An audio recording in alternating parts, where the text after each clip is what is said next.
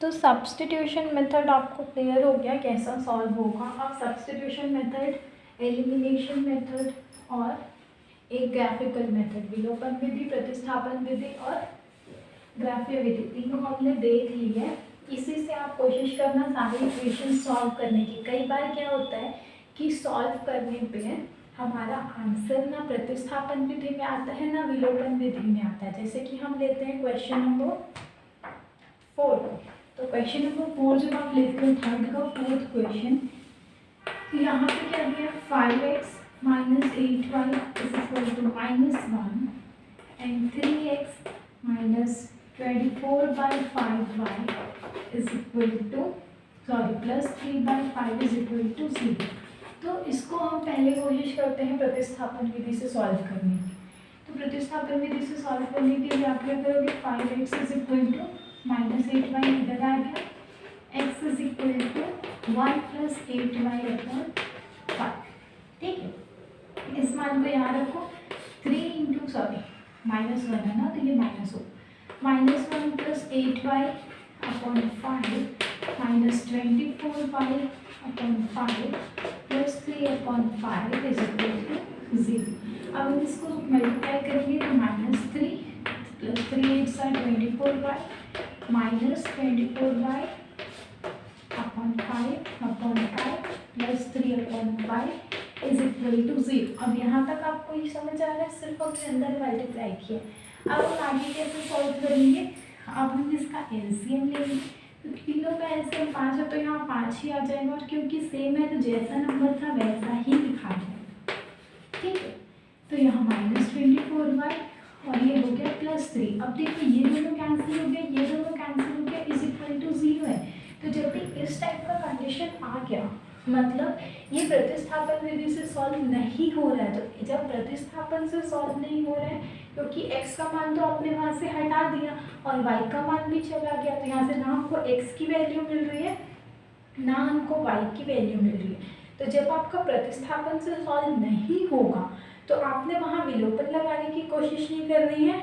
आपको क्या करना है, उस कंडीशन में आपको कोशिश करनी है कि ग्राफिकल मेथड लगाओ, और ग्राफिकल मेथड से देखो या पैरेलल लाइन आ रही है या तो फिर कोई एक लाइन दूसरे के ऊपर ओवरलैप कर रही है। दोनों कंडीशन आपको चेक करनी है, उसके बाद आप लिख पाओगे कि वहाँ पर नो सॉल्यूशन है या इनफाइनाइट सॉल्यूशन है। अदरवाइज ये करके छोड़ोगे तो यहाँ आपको ये नहीं पता है कि ये पैरेलल लाइन है या कोइंसाइडिंग लाइन है। ठीक है, तो जब भी इस टाइप की कंडीशन आ जाए किसी भी क्वेश्चन में, आप क्या करोगे, इन क्वेश्चंस को ऐसा नहीं कि अगर आप एलिमिनेशन से कर रहे हो, विलोपन विधि से कर रहे हो तो अब आप प्रतिस्थापन से करोगे, नहीं। जब विलोपन से नहीं होगा या प्रतिस्थापन से नहीं होगा, आप जो मेथड यूज़ कर रहे हो उसको करके देखो।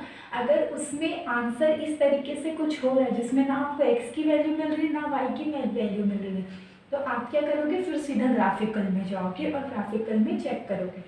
ठीक है, तो ग्राफिकल में चेक करने के बाद आपको पता चल जाएगा कि आइदर यहाँ पे पैरेलल लाइन मिल रही है या फिर आपको कोइंसाइडिंग लाइन मिल रही है।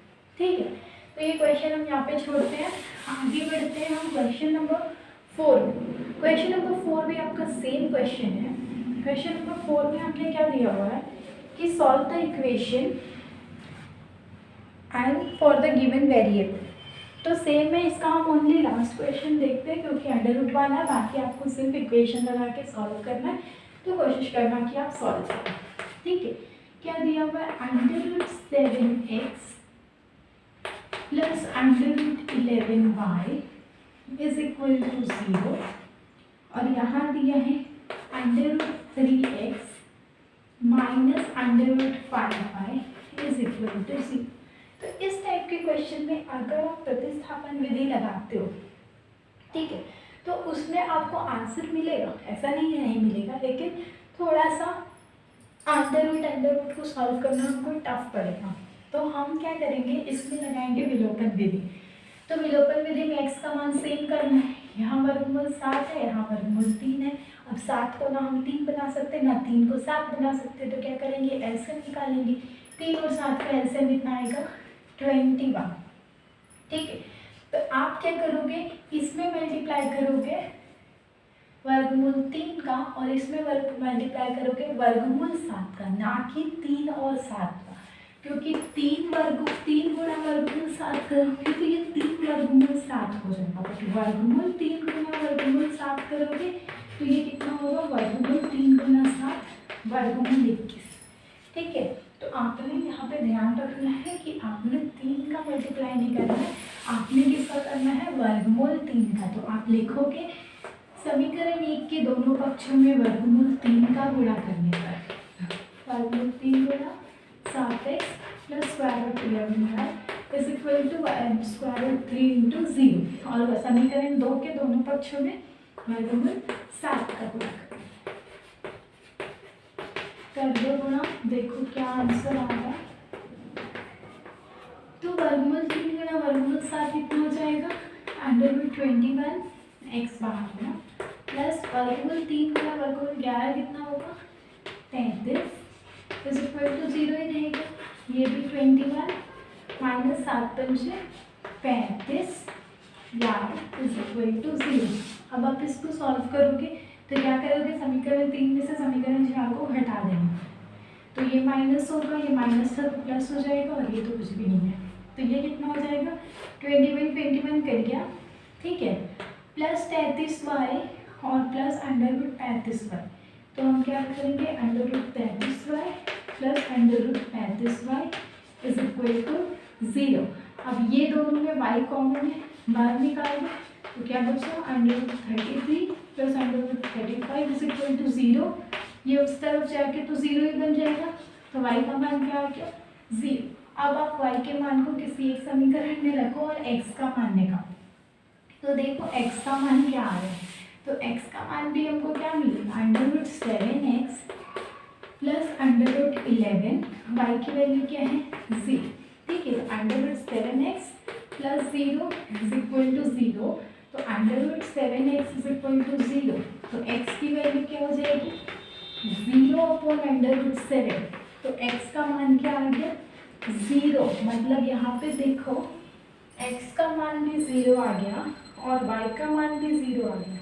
तो जब भी इस टाइप की कंडीशन आती है, जब हम सॉल्व किए और हमको दोनों वैल्यू 0 मिल रही है, तो क्या होता है, आपने देखना है वैल्यू पुट करो, क्योंकि यहाँ पे हमको दिया हुआ था under root 7x plus under root 11y is equal to 0। तो यहाँ पे देखो आपने यहाँ क्या रखोगे कि इन दोनों को सॉल्व करके 0 आएगा, तो थोड़ा सा भी फाइन लगाएंगे, तो यहाँ पे तो माइनस है नहीं, तो अगर हम क्या करें कि यहाँ पे 0 है, यहाँ पे तो माइनस फिर भी है कि हम यहाँ पे कोई वैल्यू रखेंगे तो 0 आएगा, लेकिन यहाँ पे क्या मतलब ये दोनों 0 होंगे तब 0 प्लस 0 0 होगा, मतलब आंसर क्या आया, x is equal to 0, y is equal to 0। तो कई बार इस तरीके का भी आंसर आता है, आपने कंफ्यूज नहीं होना है। देखने में ये कितना टफ लग रहा था, पर आंसर क्या आया, 0। ठीक है, तो बहुत सिंपल सा क्वेश्चन है, परेशान नहीं होंगे इस टाइप के क्वेश्चंस को देख के, और कोशिश करेंगे कि थोड़ा सा दिमाग लगा के सॉल्व करें। ठीक है, आगे बढ़ते हैं, देखते हैं क्वेश्चन नंबर 5। बाकी क्वेश्चन सिर्फ समीकरण है, आपके ऊपर है, आप प्रतिस्थापन लगाओ, विलोपन लगाओ, जो भी विधि लगाओ और सॉल्व करो। ठीक है।